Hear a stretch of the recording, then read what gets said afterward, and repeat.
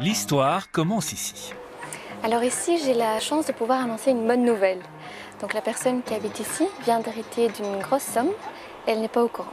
Attendez, c'est un canular? Quel est votre métier? Je suis généalogiste successorale et mon métier consiste à retrouver les héritiers. Hériter d'un oncle d'Amérique dont on ignore tout, ça ne se passe donc pas qu'au cinéma. En fait, l'histoire de cette personne plutôt chanceuse a commencé il y a plusieurs mois. Couture-Rory, bonjour. Chaque année en Belgique, ce sont 110 000 personnes qui décèdent. Et pour une centaine d'entre elles, il n'y a pas de légataire connu. Pas d'héritier connu. D'accord. Les notaires appellent alors à la rescousse les généalogistes successoraux, des Sherlock Holmes de l'histoire familiale. On commence d'abord et avant tout par retrouver les enfants, si le défunt en avait, donc on vérifie s'il avait ou pas une descendance directe. Si le défunt n'a ni enfants, ni parents, ni frères et sœurs, ni neveux et nièces, dans ce cas-là, il faut rechercher les parents tant dans la ligne maternelle que dans la ligne paternelle. C'est ce qu'on appelle la règle de la fente.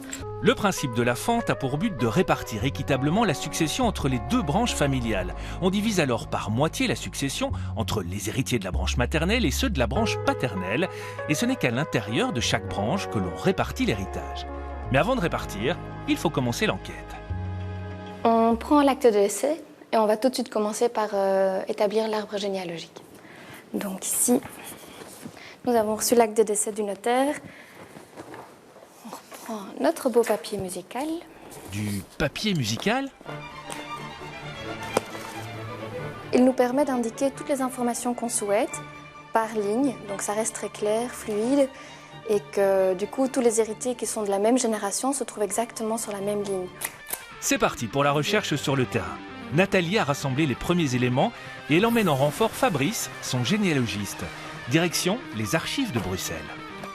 Alors ici, je viens chercher donc, tous les renseignements, bien sûr, concernant les familles des personnes recherchées. À partir de l'acte de naissance, on découvre où habitait la personne à l'origine et on consulte le registre de population. Le registre de population existe depuis, on va dire, peu après l'époque napoléonienne. Cela fait donc plus de 200 ans et le métier a évolué. Si à ses débuts il consistait à prospecter dans la même région que le défunt, avec l'évolution des schémas familiaux et la mondialisation, la tâche est plus compliquée. Nous utilisons des moyens plus modernes, Internet, les réseaux sociaux. Il y a les archives militaires aussi, donc ça c'est dans la catégorie des moins modernes. Enfin bon, il y a toute une série de sources d'informations qui sont très précieuses. Et puis le généalogiste aussi fait beaucoup d'enquêtes du voisinage.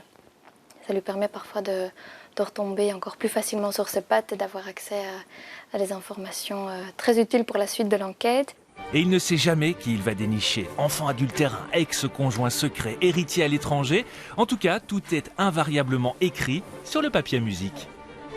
Il faut savoir que sur un seul et même arbre généalogique, il y a parfois plus de 20 personnes qui travaillent sur ce dossier.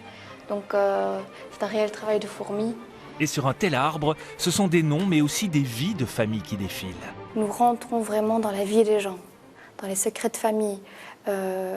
Nous savons parfois plus de choses sur la famille que les membres de la famille eux-mêmes. Donc il faut faire preuve de psychologie et de tact. Oui. Mais dans la plupart des cas, la personne dont on hérite n'est qu'un lointain cousin. Les généalogistes font donc des heureux et changent des vies. Finalement, c'est quelque chose qui tombe du ciel, donc c'est assez sympa, surtout qu'il n'y a aucun travail de deuil à faire. Donc dans ces cas-là, on est vraiment porteur de bonnes nouvelles. Une bonne nouvelle pour Nathalie aussi, car le cabinet touche un pourcentage de la succession uniquement lorsque les héritiers sont retrouvés.